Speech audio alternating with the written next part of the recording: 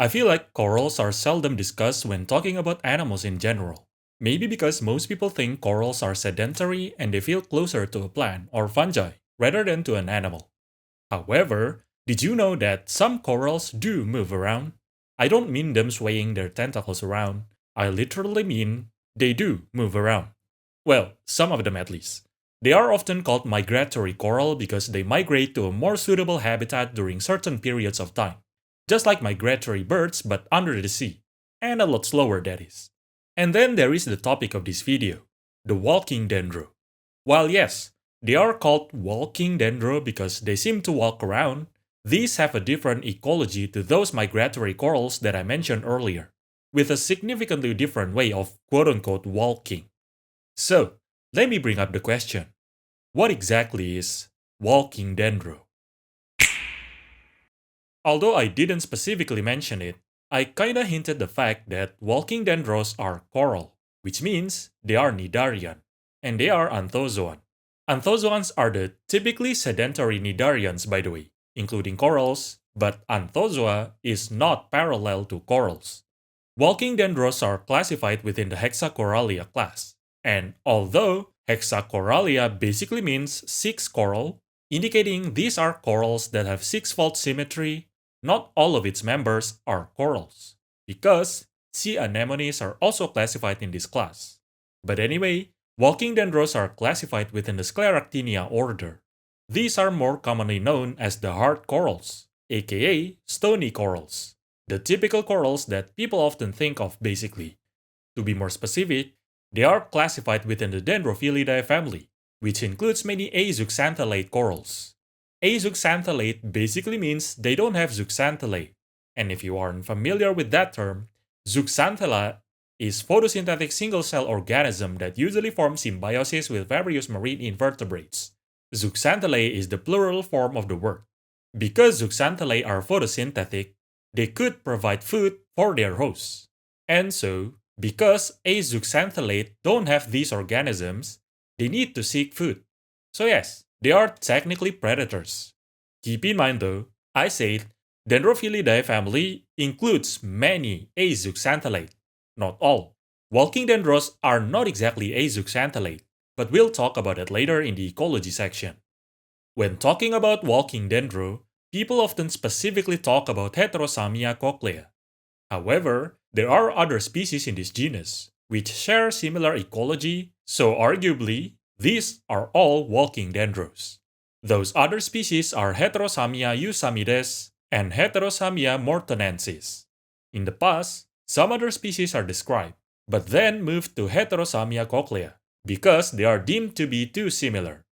Actually, Heterosamia mortonensis was also moved to Heterosamia cochlea before, but then re-established again as its own valid species. It is strongly supported in this phylogenetic analysis published in this 2023 article.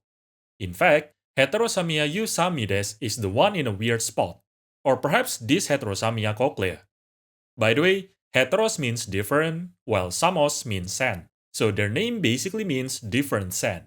I'm not sure why though, and I don't have access to the original publication, so I couldn't be sure.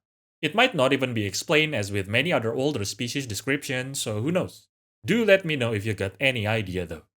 They are called walking dendro because they belong to the Dendrophilidae family, and they walk around.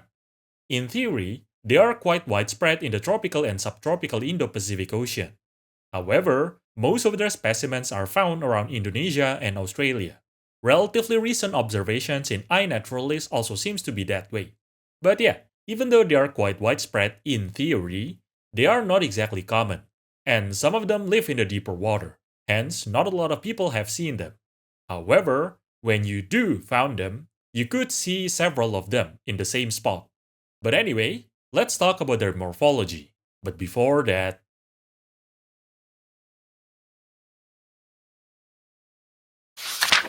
walking dendros are quite small. They typically don't exceed 2.5 centimeters in diameter. They typically are solitary corals, with only one calyx. Some people might say one mouth instead because it looks like a mouth, and it kind of functions like a mouth. However, some can have multiple chalices when they are undergoing budding. The polyp which is the soft body inside the calyx, exhibit fluorescence, typically green fluorescent. Their corallite, that is the hard outer wall, their skeleton basically, is typically light brown to yellowish. Towards the underside, there is typically a single efferent pore, which is typically used to expel water, gametes, and waste. But the efferent pore of walking dendros is quite special. This pore hosts another organism, which some people consider as mutualistic symbionts, but others could consider commensal. I might have already hinted it in the title or perhaps in the thumbnail, but yes, this organism is extremely important for walking dendros ecology. If they don't exist, then walking dendros wouldn't be walking dendros. I'll talk about that in the ecology section. But before that, let's finish the morphology section. Actually, this would be the time when I usually talk about the difference between each species. But like I hinted earlier, heterosamia is still highly unsolved, at least in my opinion. But let's just try to talk about it. There are various differences between Heterosamia mortenensis and Heterosamia cochlea complex, but the easiest tell is Heterosamia mortenensis typically have elliptical calyx, or at least it's significantly more roundish. In comparison, in Heterosamia cochlea complex, their calyx typically looks constricted in the middle. I often see people saying their calyx looks like a figure eight. Understandable, I suppose. Another difference is Heterosamia mortenensis typically have more noticeable ridges around their theca, while Heterosamia cochlea have serrated or dentition looks to it. They should have different septal arrangement too, but I personally think it's not easy to observe, especially because they are small. Still, if you want to be more detailed in your identification, I recommend reading this publication at least. But yeah, I did say they have 3 valid species, but I haven't mentioned Heterosamia eusamides yet in this section. Well, you see, originally, Heterosamia eusamides was considered distinct from the Heterosamia cochlea because they are supposed to have multiple stoma, multiple chalices, while Heterosamia cochlea are supposed to only have one. However, that is not a consistent diagnostic trait because Heterosamia cochlea could have some periods of times when they have multiple stoma, when they are undergoing budding, like I said earlier, which is why I think we have to wait for further phylogenetic analysis on them, especially morphological analysis, just to be sure about it. So yeah, let's move on and talk about their ecology. Like other anthozoa, walking dendros stay on the bottom of the sea.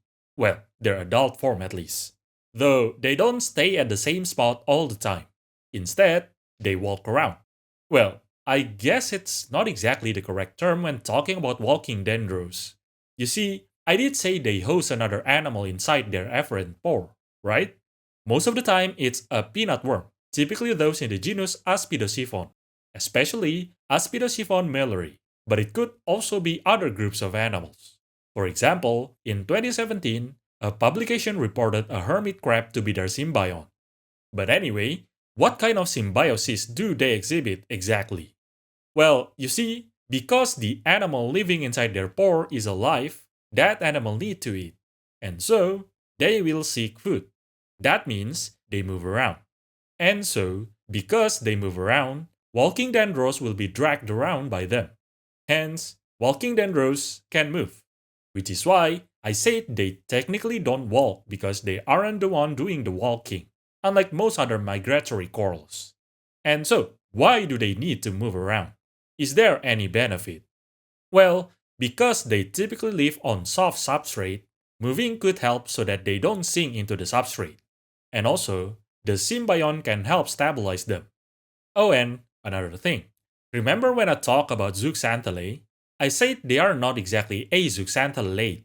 They are apozooxanthellate, meaning they can have zooxanthellae, but they can also not have zooxanthellae. What I mean by that is, the ones living near the surface are zooxanthellae. Pretty intuitive because those are the places that have access to sunlight. Meanwhile, the ones living in deeper water don't have zooxanthellae, because it is more difficult for sunlight to reach those areas. And so, the ones living in deeper water cannot rely on photosynthetic organisms, so they do need to eat other animals. That's the only way they can sustain themselves.